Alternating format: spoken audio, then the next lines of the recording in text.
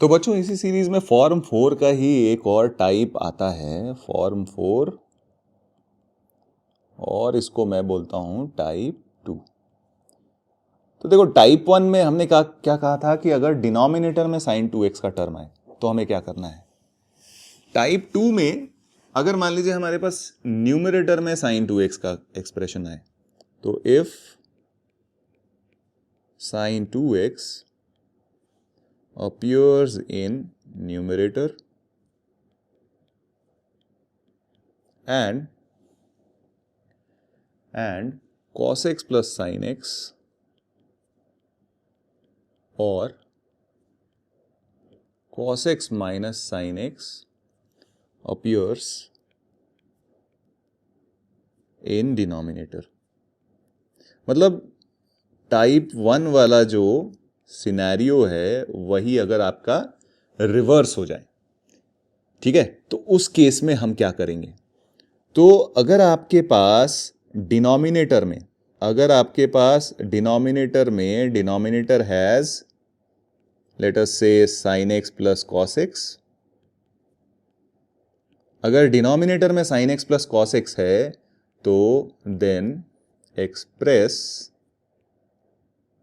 sin 2x as sin x plus cos x whole squared minus 1। यानी जो denominator में रहेगा sin 2x को उसी फॉर्म में हम कन्वर्ट करेंगे। और अगर denominator has sin x minus cos x है ना, तो then express sin 2x as 1 minus sin x minus cos x whole square. तो हम ये स्ट्रैटेजी यूज करेंगे अपने इंटीग्रेशन को सिंप्लीफाई करने के लिए और फाइनल आंसर निकालने के लिए। तो आइए एक एग्जाम्पल से इसको सीखते हैं। देखिए एग्जाम्पल में है हमारे पास, मान लीजिए integral dx upon cosec x minus sec x, ठीक है। सिंप्लीफाई किया इसको तो ये बन जाएगा integral sin x cos x upon cos x minus sin x, है ना। अब देखिए sin x cos x है तो एक काम करते हैं, 2 से मल्टीप्लाई और 2 से डिवाइड कर देते हैं। तो ये 2 sin x cos x हमारा किस में कन्वर्ट हो गया, sin 2x में। डिनोमिनेटर में अभी आप देखोगे तो आपके पास एक्सप्रेशन है cos x minus sin x, यानी इस 2 sin x cos x या sin 2x को हमें किसके फॉर्म में कन्वर्ट करना है, cos x minus sin x के फॉर्म में कन्वर्ट करना है। तो इस बार जो i हमारा हो जाएगा वो कुछ इस तरीके से हो जाएगा हाफ, और 2 sin x cos x या फिर sin 2x को हम लोग लिखेंगे 1 minus cos x minus sin x whole squared, ठीक है, अपॉन ये बन गया आपका cos x minus sin x dx। Simplify किया तो आपका i फर्दर बन गया, अलग अलग कर लेते हैं इसको, तो ये एक बन जाएगा integral 1 upon cos x minus sin x dx, और दूसरा एक्सप्रेशन बन जाएगा minus integral cos x minus sin x dx। अब ये देखिए सेकेंड वाला एक्सप्रेशन तो बड़ा सिंपल सा है, ठीक है, इसको मैं थोड़ा सही से लिख लेता हूं, ठीक है। सेकेंड वाला यानी ये वाला एक्सप्रेशन तो बड़ा सिंपल है क्योंकि ये तो डायरेक्टली इंटीग्रेबल है, तो इसको मैं अलग अलग दो इंटीग्रल बना लेता हूं। ये हमारा I1 बोल देता हूं और ये हमारा I2 बोल देता हूं। और चलिए I1 और I2 को अलग अलग इवैल्यूएट करते हैं। तो I1 है हमारे पास integral 1 upon cos x minus sin x। अगर आप याद करो तो ये फॉर्म हमने ऑलरेडी पढ़ा हुआ है और इसमें हमने मेथड ये पढ़ा था कि इस केस में आप sin x और cos x दोनों को tan x/2 के फॉर्म में कन्वर्ट करते हो। तो जब tan x/2 के फॉर्म में कन्वर्ट कर लेंगे सिंप्लीफाई करके, तो ये बन जाएगा आपका sec square x/2 upon cos x हो गया 1 माइनस tan स्क्वायर x/2, है ना, और sin x हो गया 2 tan x/2, है ना। अब हमें क्या करना है, इसको नीचे डिनोमिनेटर को परफेक्ट स्क्वायर में कन्वर्ट करना है।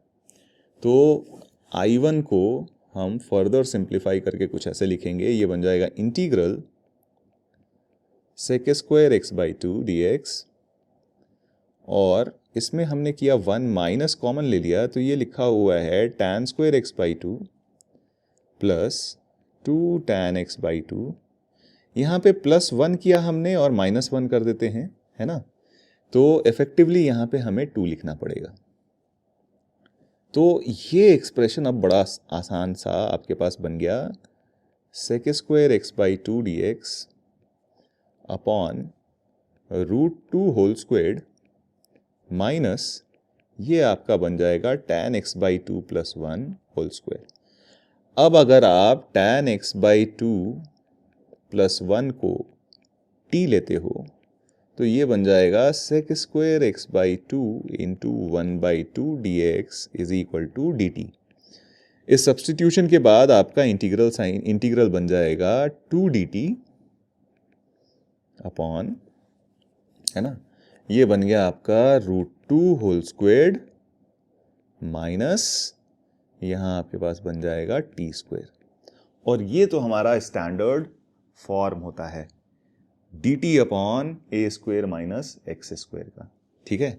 और इसकी वैल्यू कितनी हो जाएगी हमारे पास, तो ये बन जाता है 1 बाई टू ए, है ना, 2 हम इधर ही रखते हैं, और 1 बाई टू ए ln, ये बन जाता है हमारे पास ए स्क्वायर माइनस एक्स स्क्वायर, है ना, तो x प्लस ए अपॉन एक्स माइनस ए, ठीक है, x प्लस ए अपॉन एक्स माइनस ए, यानी ये बन जाएगा x यानी tan x by two plus 1 plus a यानी plus √2 upon tan x by two plus 1 minus a that is minus √2, ठीक है।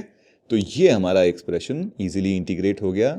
और I2 जो था हमारा, यहाँ पे देखिए I2 तो बड़ा सिंपल सा integral of cos x minus sine x D x दिया हुआ है, integral of cos x minus sine x D x, और इसको तो हम बहुत आसानी से इंटीग्रेट कर सकते हैं क्योंकि ये वैल्यू हो जाएगी आपकी sine x plus cos x।